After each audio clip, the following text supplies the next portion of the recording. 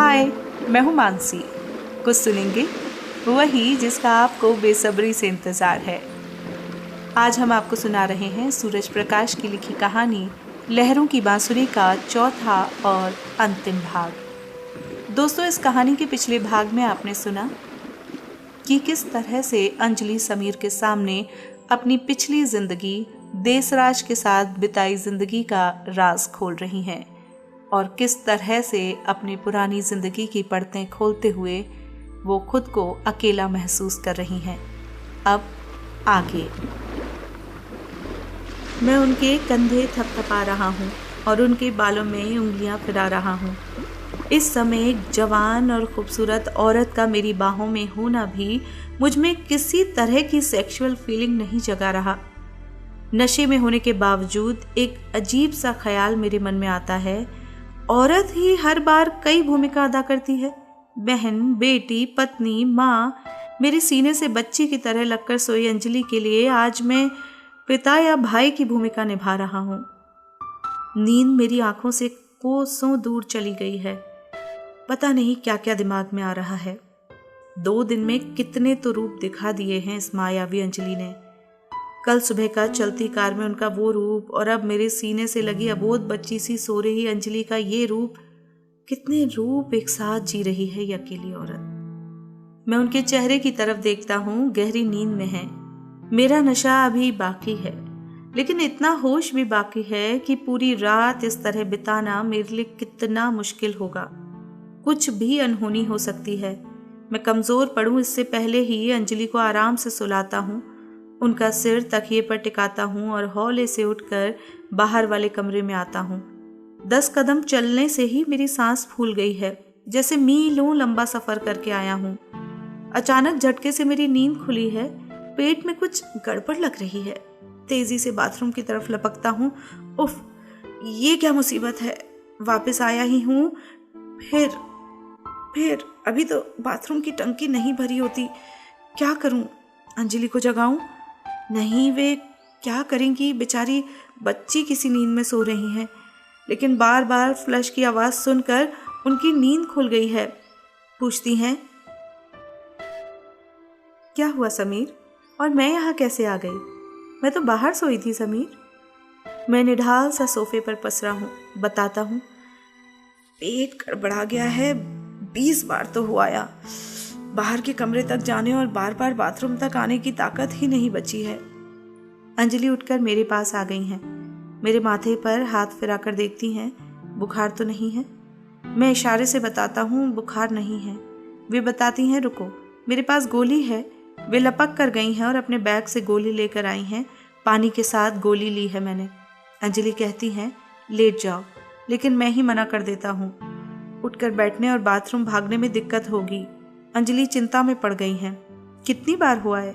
मैं इशारे से बताता हूँ, कई बार, गिनती याद नहीं। वे सीरियस हो जाती हैं। डॉक्टर को बुलाने की ज़रूरत है क्या? वे घड़ी देखती हैं, 3:40। मैं मना कर देता हूँ। जितना जाना था जा चुका, अब भीतर बचा ही क्या है? अंजलि अफसोस के साथ कहती हैं, गलती मेरी है। मैं समझ गई थी कि तुम्हारी इतनी लिमिट नहीं है, लेकिन बार बार और हर तरह के ड्रिंक्स पिलाती रही। छी, मैं भी क्या कर बैठी। तुम्हें कुछ हो गया तो? वे अपने आप को कोसे जा रही हैं। मैं इस हालत में भी उन्हें समझाता हूँ, ऐसा कुछ नहीं हुआ है। मैंने शायद ढंग से खाना नहीं खाया था और ज़्यादा ले ली थी। अब गोली से आराम आ रहा है। वे फिर उठी हैं। मेरे लिए जग भर पानी में नमक, चीनी का घोल बनाया है। उसमें उन्होंने संतरे का जूस और नींबू का रस मिलाया है। वे हर 5 मिनट बाद ग्लास भरकर मुझे घोल पिला रही हैं ताकि डिहाइड्रेशन ना हो जाए। थोड़ी देर पहले मेरे सीने से बच्चे की तरह लगकर सो रही अंजलि अब दादी माँ बनकर मेरा इलाज कर रही हैं। ये पता चलने पर कि मैंने खाना ढंग से नहीं खाया था, वे मेरे लिए फ्रूट बास्केट में से केले ले आई हैं और मुझे ज़बरदस्ती खिलाए हैं। मैं अब बेहतर महसूस कर रहा हूँ, लेकिन अंजलि कोई रिस्क नहीं लेना चाहती। उनकी नींद पूरी तरह से उड़ गई है। उन्हें फ्रिज में रखी हुई योगर्ट मिल गई है। वे अब मेरे सामने बैठी अपने हाथों से चम्मच से मुझे योगर्ट खिला रही हैं। मैं उनका सिर सहलाते हुए कहता हूँ, बस कर दादी माँ, अब बस भी कर। लेकिन वे नहीं मानती। घंटे भर में उन्होंने अपना बनाया 1 लीटर घोल मुझे पिला दिया है। सुबह के 6 बजने को आए हैं। अब मैं बेहतर महसूस कर रहा हूँ। पिछले 1 घंटे में सिर्फ 2 बार गया हूँ। अंजलि ने मुझे लिटा दिया है और मेरे पास बैठी हुई हैं। मैं उन्हें सो जाने के लिए कहता हूँ, लेकिन वे मना कर देती हैं। मेरी हालत के लिए वे अभी भी खुद को कसूरवार मान रही हैं। इस बीच वे 2 बार मेरे लिए ब्लैक टी विद शुगर बना चुकी हैं। 1 बार तो कंपनी देने के लिए खुद भी मेरे साथ ब्लैक टी पी है। पता नहीं कब मेरी आंख लग गई होगी। देखता हूँ अंजलि खिड़की के पास वाले सोफे पर बैठी पेपर पढ़ रही हैं। 8 बज रहे हैं। मुझे जगह देखकर वे मेरे पास आई हैं और प्यार से मेरा माथा चूमकर बोली हैं, गुड मॉर्निंग दोस्त, थैंक गॉड तुम अब ठीक हो, वरना मैं अपने आप को कभी माफ नहीं कर पाती। देखता हूँ अंजलि नहाकर तैयार भी हो चुकी हैं। कॉलर वाली येलो टी शर्ट और ब्लैक ट्राउजर, ग्रेट कॉम्बिनेशन। कह रही हैं, एक काम करते हैं, अब हम यहाँ और नहीं रुकेंगे। बेशक शाम 6 बजे की फ़्लाइट है मेरी, लेकिन हम मुंबई ही चलते हैं। कुछ हो गया तुम्हें तो यहाँ ठीक से मेडिकल एड भी नहीं मिलेगी। मैं ब्रेकफास्ट यहीं मंगवा रही हूँ, तब तक तुम नहा लो, कपड़े निकाल देती हूँ तुम्हारे। और मेरे मना करने के बावजूद अंजलि ने मेरे सूटकेस से मेरे लिए कपड़े निकाल लिए हैं। देखता हूँ येलो स्ट्राइप वाली टी शर्ट और ब्लैक पैंट। मैं कलर कॉम्बिनेशन देखकर हंसता हूँ। वे समझ जाती हैं कि मैं क्यों हंस रहा हूँ। मुझे चीयर अप करने के लिए बताती हैं। मेरे स्टाफ में 8 लोग हैं, 3 जेंट्स और 5 लड़कियाँ। सैटरडे हम किसी न किसी बहाने पार्टी करते ही हैं। एक पार्टी होती है कलर कॉम्बिनेशन की। अगर किसी मेल मेंबर के कपड़ों का रंग ज़रा भी किसी फीमेल स्टाफ के कपड़ों के रंग से मैच कर जाए तो दोनों को पार्टी देनी होती है। कई बार मज़ा आता है कि कई लोगों के रंग आपस में मैच कर जाते हैं। अब हमारे स्टाफ मेंबर्स अपने लिए कपड़े खरीदते समय ख्याल रखते हैं कि किस किस के पास इस रंग के कपड़े हैं। शनिवार को तो सबकी हालत ख़राब होती है। ये बताते हुए अंजलि अब एक खूबसूरत स्मार्ट एग्जीक्यूटिव में बदल गई हैं। जब तक ब्रेकफास्ट आए और मैं नहा कर आऊँ, अंजलि ने सारा सामान पैक कर दिया है और रिसेप्शन को बिल तैयार करने के लिए कह दिया है। मेरे लिए अंजलि ने केले, सादी इडली, योगर्ट और गाजर का जूस मंगाए हैं। रास्ते के लिए उन्होंने 2 बॉटल डिहाइड्रेशन वाला घोल बनाकर रख लिया है। मेरे बहुत जिद करने पर भी होटल का बिल अंजलि ने दिया है और मुझे वेटरों को टिप तक नहीं देने दी है। हंसी आ रही है कि अंजलि नर्स की तरह मेरी केयर कर रही हैं, मेरा हाथ थाम कर नीचे लाई हैं और छोटे बच्चे की तरह कार में बिठाया है। सीट बेल्ट भी उसी ने लगाई है। इतना और किया है कि लिफ्ट में ही मेरे गाल पर एक चुंबन जड़ दिया था। मैं अंजलि से कहना चाहता हूँ कि तुम रात भर नहीं सोई हो, कार मुझे चलाने दो, लेकिन उन्होंने मेरी एक नहीं सुनी है। वे बता रही हैं कि वे अगर गोवा गई होती तो कितने खूबसूरत दिन मिस करती। वहाँ सब इनफॉर्मल होते हुए भी फॉर्मल ही होता और अकेले वक्त बिताने के लिए सबकी नाराज़गी भी मोल लेनी पड़ती। तभी मैंने पूछा है, अंजलि एक बात बताओ। पूछो मेरे लाल। वे सुबह से पहली बार खुलकर हंसी हैं।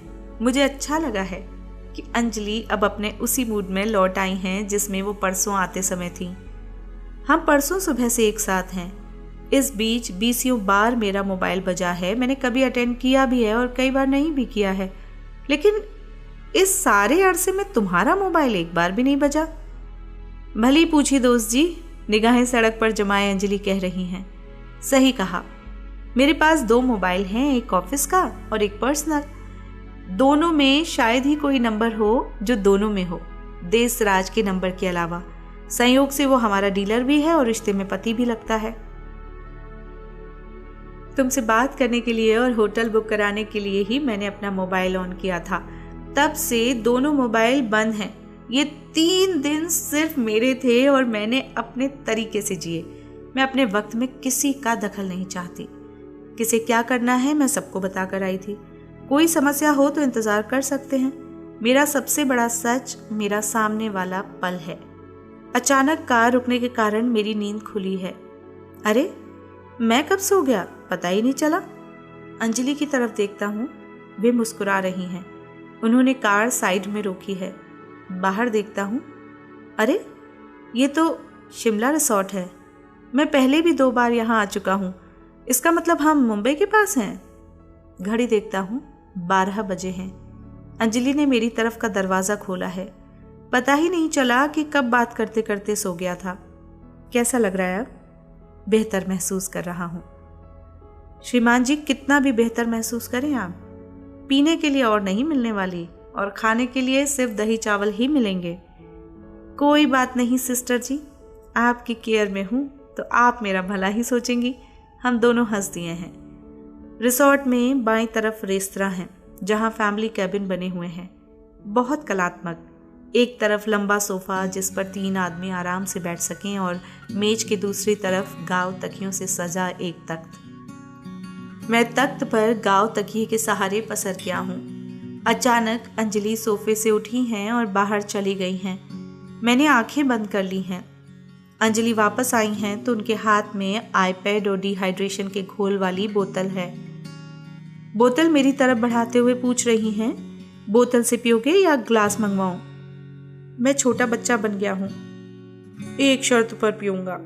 बता दीजिए। इसके बाद आपके साथ एक आखिरी बियर तो बनती है। कमाल है, रात भर की तकलीफ काफी नहीं है? चलो ठीक है, सिर्फ 1 ग्लास मिलेगी।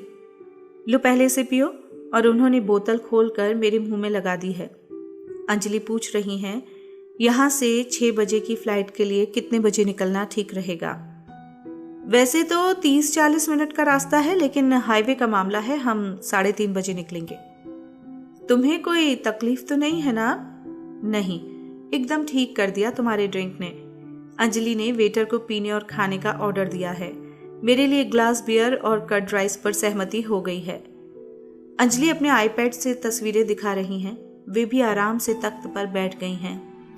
हर तस्वीर से जुड़ा कोई ना कोई मज़ेदार किस्सा शेयर कर रही हैं। इस समय वे बहुत अच्छे मूड में हैं। मैं अधलेटा हूँ और वे मेरे सिर की तरफ बैठी हैं। अचानक उन्होंने मेरा सिर अपनी गोद में रख दिया है। मैंने आंखें बंद कर ली हैं। वे मेरे चेहरे की तरफ झुकी हैं और मेरा माथा सहला रही हैं। उनके बालों ने मेरे चेहरे पर एक झीना जाल डाल दिया है। अचानक एक गर्म बूंद मेरे गाल पर गिरी है।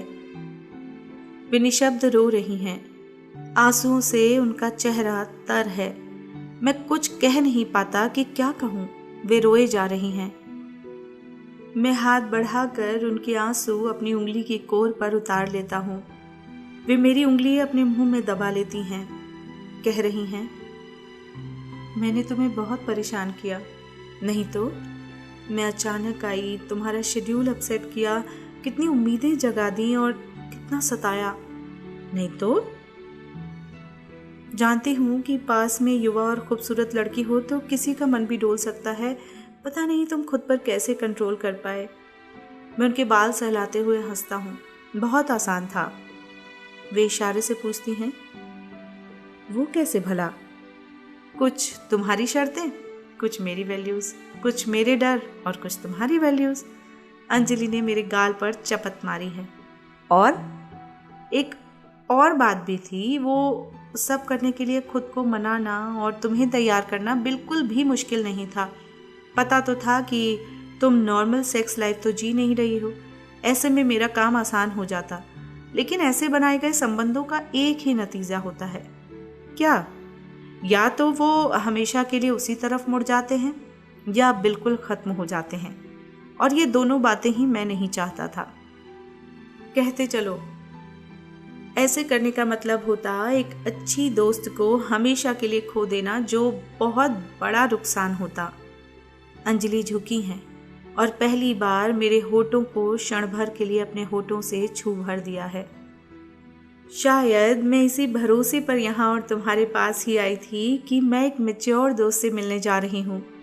मेरे लिए भी तुम्हारी मस्त कर देने वाली मौजूदगी में अपने आप को नियंत्रण में रखना इतना आसान नहीं था। तुम्हें शायद पता ना हो, मैं दोनों रातें एक पल के लिए भी नहीं सोई हूँ। पहली रात तुम कमज़ोर पड़ गए थे और मैंने तुम्हें संभाला था। बेशक लहरों में बह जाना मेरे लिए भी सहज और आसान होता। दूसरी रात मैं कमज़ोर पड़ गई थी। और तुम्हारे पास चली आई थी कि जो होना है हो जाए, लेकिन कल रात तुमने मुझे कमज़ोर होने से बचा लिया और उठकर दूसरे कमरे में चले गए। तब मैं नींद में नहीं थी, तुम्हारी नज़दीकी का पूरा फ़ायदा उठाना चाह रही थी, लेकिन तुमने मौका ही नहीं दिया और भाग खड़े हुए। मैंने नकली गुस्सा दिखाया है। You cheat. थैंक्स समीर। अब किस बात का थैंक्स भाई? इस यात्रा में मेरे सेल्फ एक्चुअलाइजेशन के अनुभवों में एक और आयाम जुड़ गया है समीर। मैं भूला बन गया हूँ। वो क्या? मेरा ये एहसास और पुख्ता हो गया है कि देह से परे भी दुनिया इतनी खूबसूरत हो सकती है। सही कह रहे हो समीर कि हमारी ये यात्रा अगर देहों से होकर गुजरती तो उन्हीं अंधी गलियों में भटक कर रह जाती और हम उससे कभी बाहर ना आ पाते। थैंक यू माय दोस्त, थैंक यू। हम दोनों ने ही आगे की मुलाकातों के रास्ते बंद नहीं किए हैं, खुले रखे हैं। Thanks again. मैं मुस्कुरा कर रह गया हूँ। इस बात का क्या जवाब दूँ?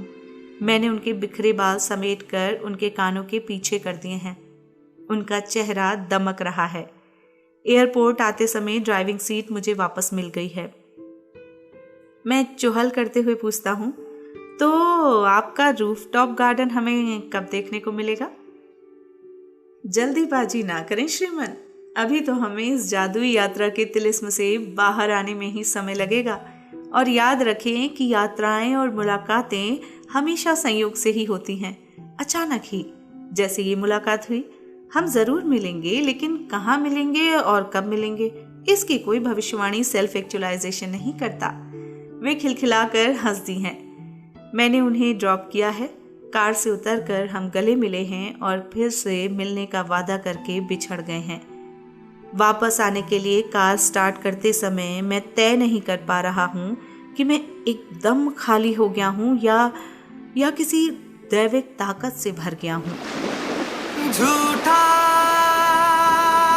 तो दोस्तों, सूरज प्रकाश की लिखी कहानी लहरों की बांसुरी अब समाप्त हुई। कहने का मन तो बहुत कुछ है, लेकिन सच कहें तो हम अभी भी दमन के समुद्र की हाई टाइड के बीच खुद को फंसा महसूस कर रहे हैं। इस ट्रांस से बाहर आने में थोड़ा वक्त लगेगा। सूरज प्रकाश जी, उम्मीद है कि आपको मानसी का बांचा पसंद आया होगा। दोस्तों, अब एक छोटी सी रिक्वेस्ट है आपसे कि अच्छा सुनाने की ताकत तभी मिलती है जब अच्छा सुनने वाले होते हैं। आपको लगता है कि हिंदी साहित्य की और कहानियाँ आप हमसे सुनना चाहते हैं और उसके नोटिफिकेशंस भी चाहते हैं, तो प्लीज़ सब्सक्राइब करना मत भूलिएगा और साथ में बेल आइकन ज़रूर प्रेस कीजिएगा ताकि आपके पास हर नई कहानी, हर नई कविता के नोटिफिकेशंस आते रहें। अब अलविदा।